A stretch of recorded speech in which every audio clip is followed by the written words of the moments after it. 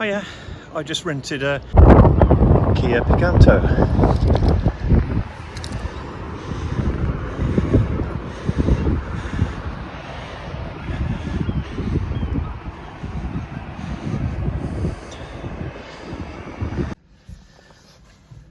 I actually rented it a couple of days ago. I did 160 odd miles yesterday, and today I'm at Gatwick Airport, and that's why it's a bit dirty. Yeah, I didn't want to use my car. I've had a bit of bad luck with my car lately. So let's have a look, see what it's like.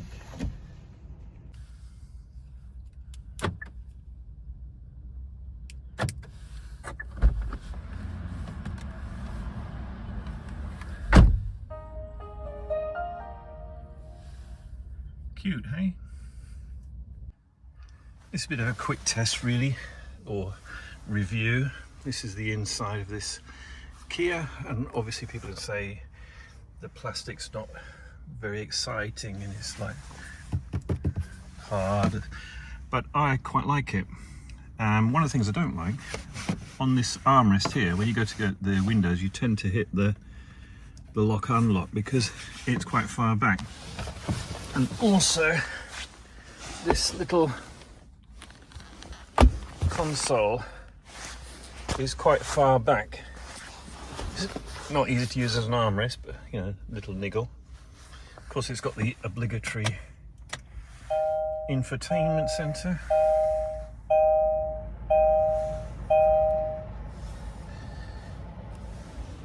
Here's your air conditioning. It's got a power socket here and a USB, which I'm using. Got a sat nav. Now I used the sat nav yesterday with the one on my phone, which is Waze, and Waze was a lot better than this, but it's got radio on it, obviously sat nav, and you can connect to your phone. Obviously I haven't because it's rental.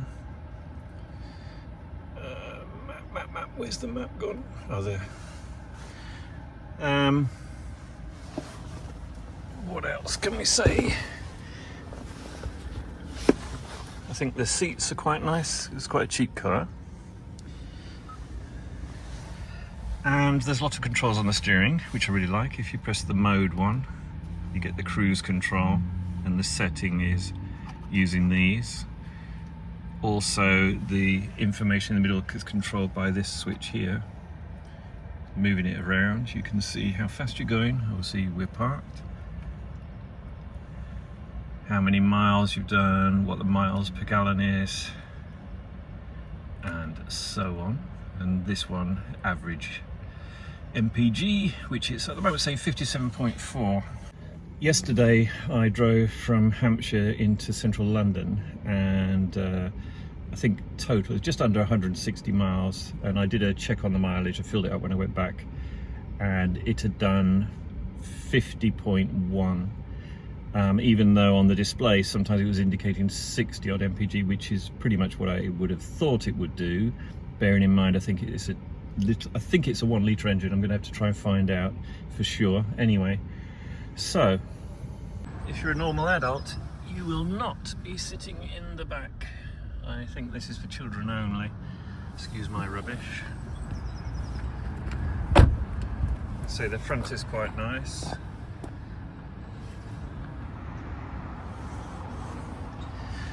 Has door pockets in the door, but really they're too close to this, so you can't actually use it. It's very narrow, although you can get a bottle in there like that. This is the little baby engine.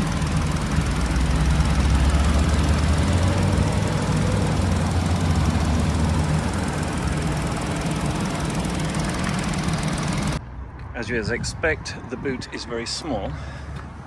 This is one case. This is a case I actually use to fly with.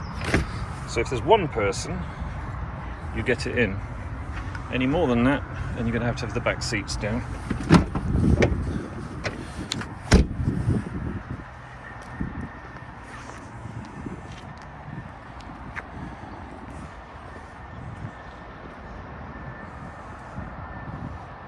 I say it's dirty because of the condition of the roads in the last few days.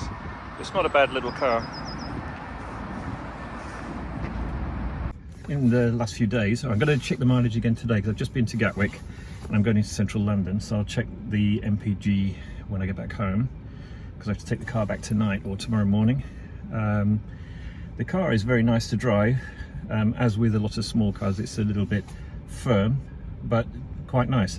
The worst thing about this car, the absolute deal breaker for me, is the acceleration. It just doesn't have any. A couple of times I've been pulling out to join a dual carriageway or a motorway and my foot is through the floor in fourth gear, not fifth, and this thing just doesn't pull, not at all.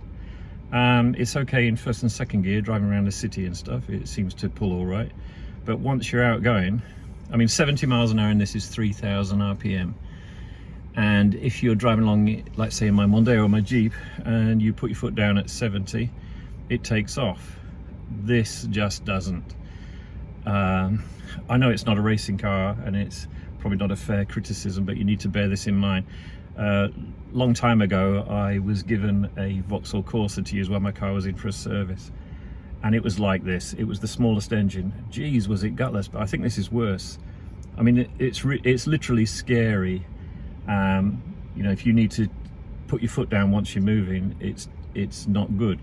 Although, you know, it gets up to the speed and everything eventually. And what I found is, it's weird, instead of putting your foot all the way to the floor, if you just like gently touch it, it seems to actually pull better, which doesn't make any sense.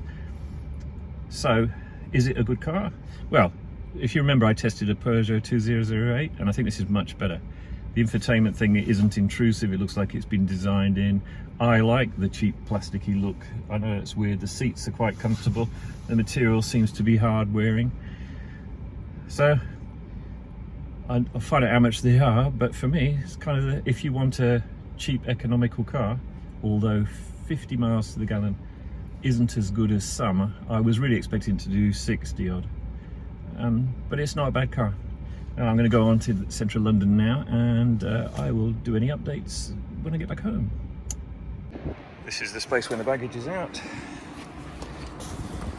and this is the baggage. Just got back to Andover to bring the car back, and it's quite late, 9 o'clock now, so I've filled it up.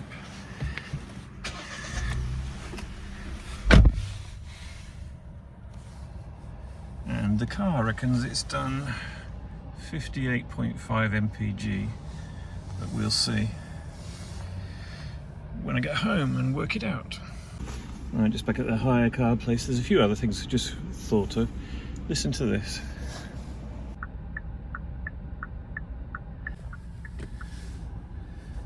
Really nice old-fashioned noise, and I forgot to mention as well, I love the old-fashioned handbrake, no electronics. And remember I said about the plastics? I remember what it reminds me of now. If you're in the army of a certain age, this reminds me of the old army boots, the so-called DMS. They were this bubbly surface, then we used to solder it all off. Just reminiscing. You'll have to excuse me.